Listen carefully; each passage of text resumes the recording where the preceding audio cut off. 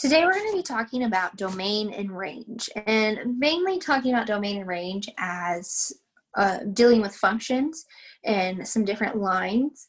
Throughout the year in our other units, we'll be talking about domain and ranges for different things that we're discussing, but right now we're really looking at it as a function. But we're going to talk about a couple things before we get into the notes. And today's notes is going to be heavily based on the practice document. You might want to go ahead and have that open and ready to go. With it being such a large practice and a lot of stuff on one lesson, we're not going to do a whole lot of notes and then practice. We're kind of combining it today. So a couple things though before we get into the practice. There's a couple vocab words that I want to go over with you. First is continuous. And what we mean by that is that input values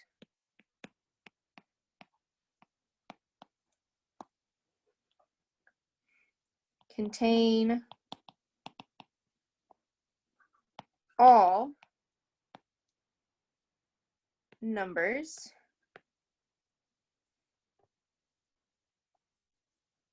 in an interval. And what we mean by that, like if you're looking at a number line,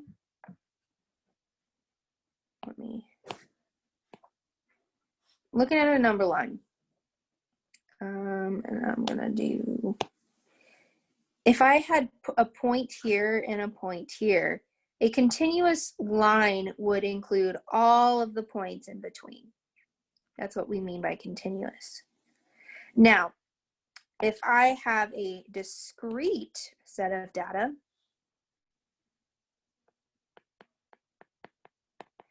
this means that input values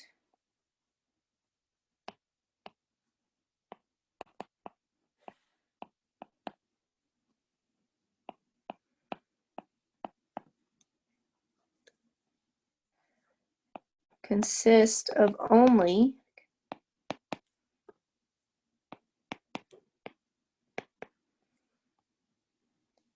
certain, which I guess I should put that on one line, but only certain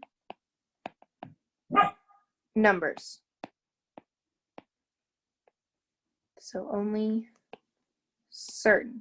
And looking at a number line like that, or a set of data, those points would look like this.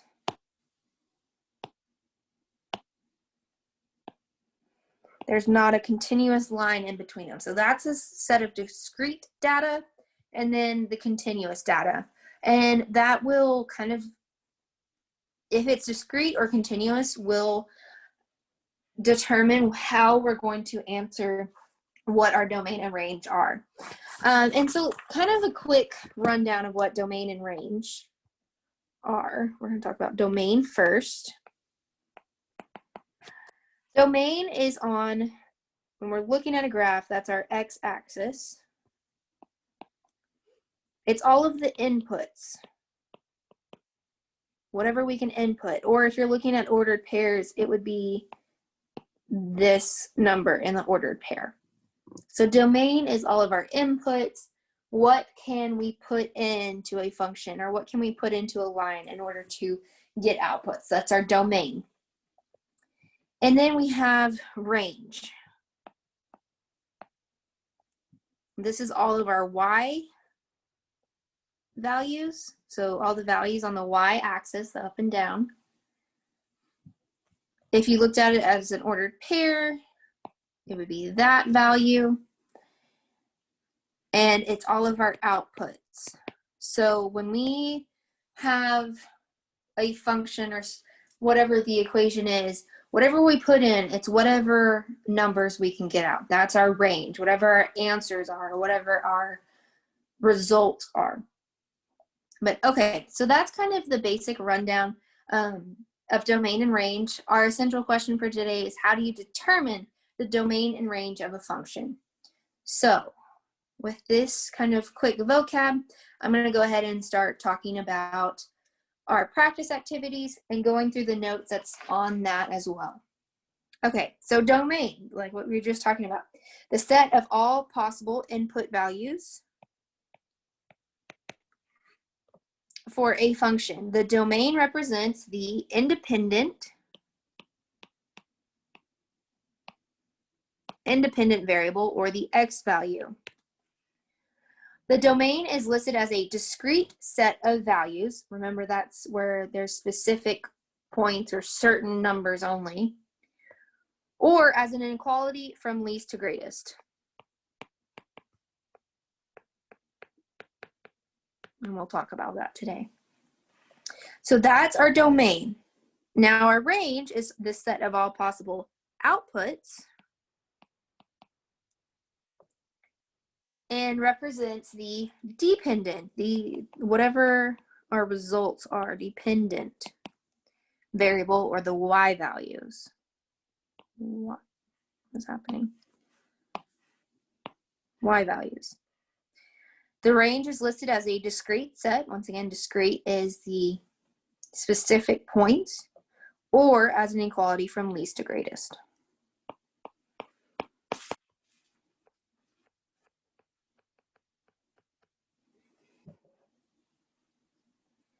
I'm going to kind of skip over the vending machine function, and I'm going to go ahead and get into our real examples that we would see.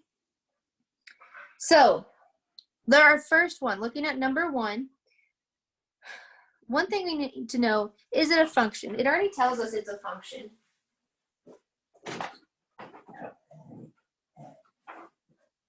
It already tells us that it's a function, so we know that that means there's no repeating x values, it passes the vertical line test, and those tests of is it a function or not. So this is a discrete set of data. We don't know if there's points in between. So our domain is going to be our x values, and our range is going to be our y values. So when we talk about our domain and range for discrete data, we answer that with the squiggly bracket, and then we list our x values, 3, 6, and 8, with the squiggly bracket that I am not very good at making. And same thing for our range. We're just going to list the values with the squiggly bracket.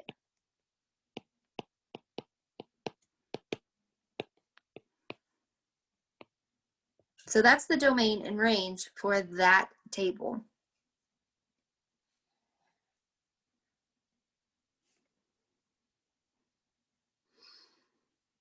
Looking at, I guess we can go to number 2.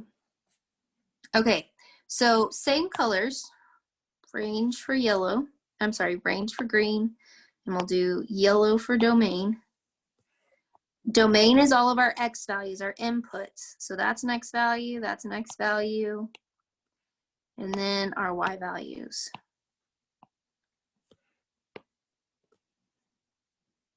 So once again, with the squiggly bracket, we're going to list out the x values.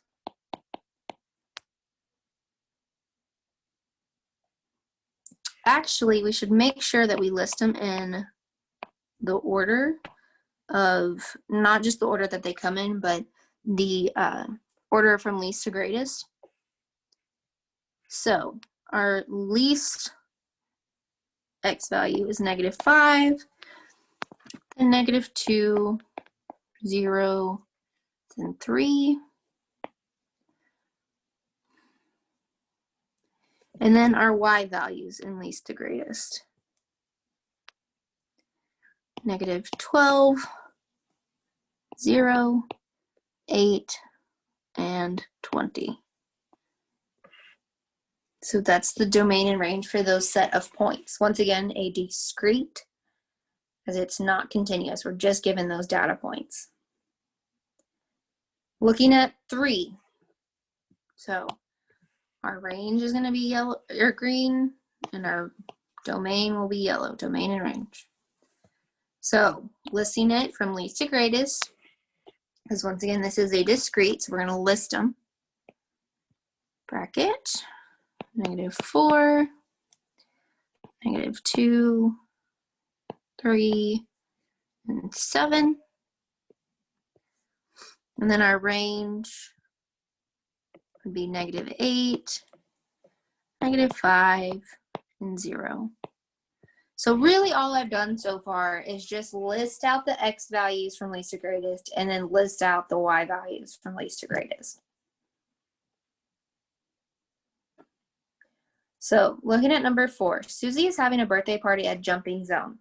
It costs $11 for each kid to jump. Her mom says she can invite a maximum of 4 kids. Make a table to show the cost of inviting 1 to 4 friends, then find the domain and range. So we know that we have a cost of $11 per child. And it might help to kind of look at this as the equation. So we know that our output is how much it's going to cost us completely. And we know that our input is the number of kids. So that would look like Y, our output, equals 11 times X. If X is our number of kids and Y is our cost. Y is the total cost. So all of our X values, or our inputs, would be the number of kids. Her mom said that she cut it off at 4, no more than 4. So I know that my max value is going to be 4. I can go ahead and fill in the rest. And if it costs $11 per friend for Susie to have at her party, then 1 would cost $11. If she had a friend, it would cost $22. 3 would be 33, and 4 would be 44. Now, this is a good example of a discrete function, as in we can't have 1.5 kids, or we can't have a point in between 1 and 2, because these are people we're talking about. You don't get to have halves or portions of. So whatever our input is, it's a point, like it's a specific point, and there's not in between, so it's discrete. On that number line, it would look like 1, 2, 3, 4. It would be those specific points. But okay, so our domain, our input values that we have listed from least to greatest, would be the number of kids, 1, 2, 3, or 4. Our range would be our cost for those kids. So our range is 11, 22, 33, and 44. So that's kind of the intro to domain and range.